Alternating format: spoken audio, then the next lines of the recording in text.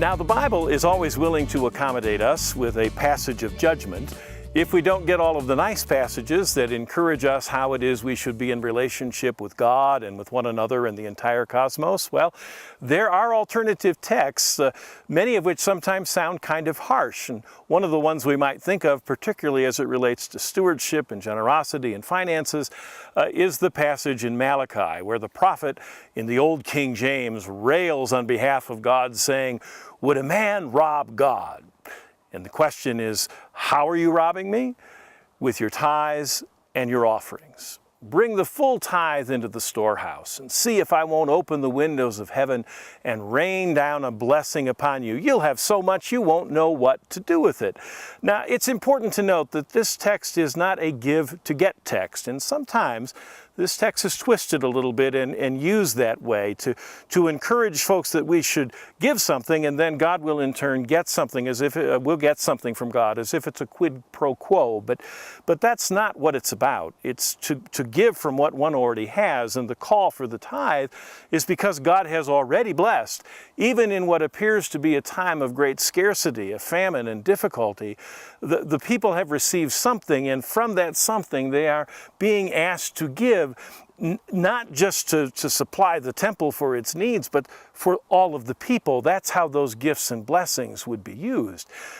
So that's the encouragement, is to give so that there'll be enough for everyone. If you give something, even though it doesn't look like you have much, by the time everyone has given, you'll discover that you had more than you realized. And instead of trembling in fear at your scarcity, you'll discover the abundance in your midst. That's what the text really seeks to encourage us to do. Not simply to give as if then God owed us something because we had made a gift, but to give because we already have received. Some other judgment texts to come to mind are in the Gospel of Luke. There's a story of a rich man and Lazarus. Notice that Lazarus, the poor fellow, is named. The rich man is just the rich man. And as the story unfolds, Lazarus, whom God helps, it says, sits at the gate and begs, the gate of the rich man's house, and begs. The rich man knows he's there. He might have tried to avert his eyes a few times and look the other way, as we sometimes are wont to do, but the rich man knows Lazarus is there. And Lazarus, in all fairness, is pretty disgusting. It says that the dogs came and licked his sores. I mean, this is not a happy sight. So in one sense, you can't blame the rich man for averting his eyes, but Lazarus is in need. And it says that the rich man dined sumptuously every day. So he had more than enough. And this contrast is really important for us, and it's something that we might lose in our culture without thinking a little bit more of the Lucan context. And that context is that in the ancient world, if you had bread, you were alive. It may be all you had to eat, but if you had bread, you had enough to sustain your life. If you were sort of what we'd call middle class, you'd have bread, but you'd also have something to dip that bread in.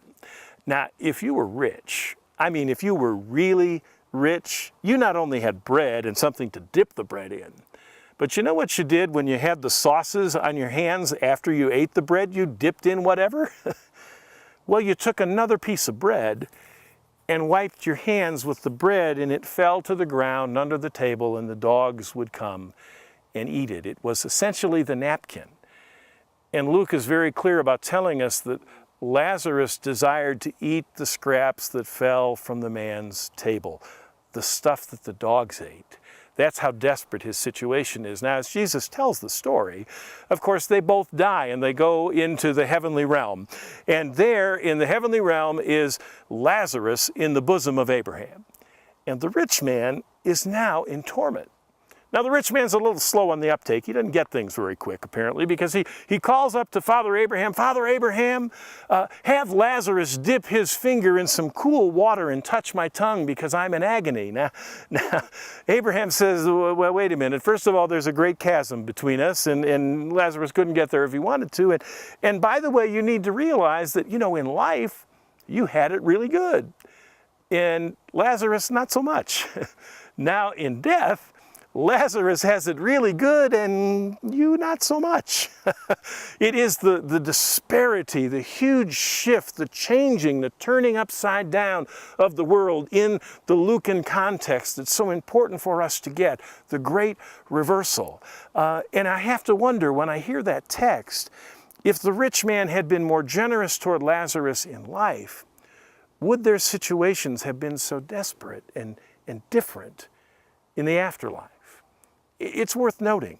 Lazarus, in this situation, the rich man asked Abraham to send Lazarus to his brothers to warn them of the fate that might await them. And Abraham says, they've got the prophets and Moses, and the rich man says, but surely if someone came back from the dead, they'd notice. And Abraham says, no, they got the law and the prophets, and if they didn't get that, they're not going to believe it even if somebody is raised from the dead. And Luke is foreshadowing, of course, Jesus' resurrection, another great reversal. Last text I want to mention from the Gospels is the Matthew text.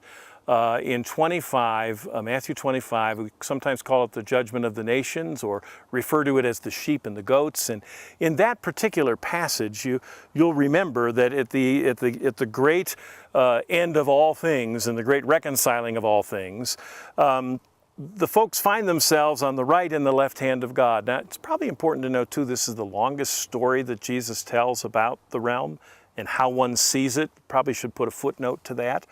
And as the story unfolds, Jesus looks to those on the right and says, blessed are you. I was thirsty and you gave me something to drink. I was hungry, you gave me something to eat. I was naked, you clothed me. I was sick, you took care of me. I was in prison, you came to see me. And the folks on the right-hand side are going, Jesus, when did we ever see you like that? And Jesus answers, when you did it for the least of these, you did it to me. And so now the folks naturally on the left-hand side are a little bit nervous, and the story is unfolded again in the same way. I was hungry, you didn't give me anything to eat. I was thirsty, you didn't give me anything to drink. I was naked, you didn't clothe me. Sick, you didn't take care of me. In prison, and you didn't come to visit me. And the folks on the left say, Jesus, if we'd only known it was you. There is this accountability for our neighbor and the need to be aware of what's happening around us that we cannot escape. According to this story in Jesus' telling, it's how you see the realm of God.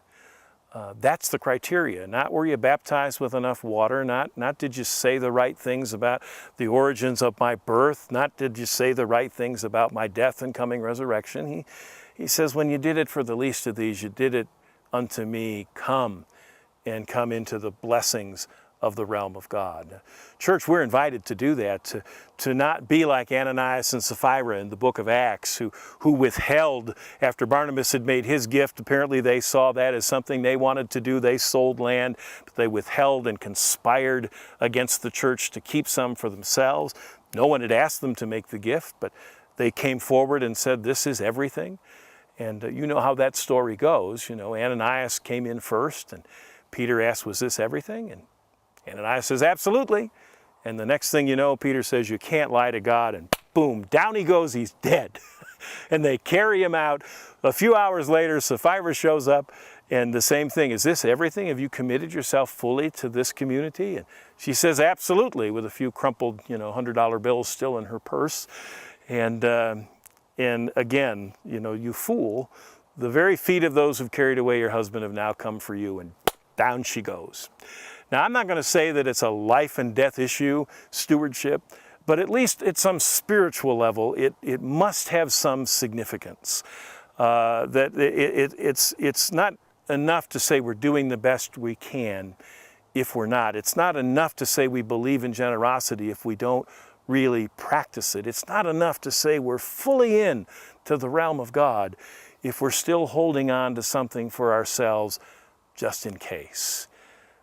That's what the judgment texts remind us of, that if we're going to say we're all in, then we're all in.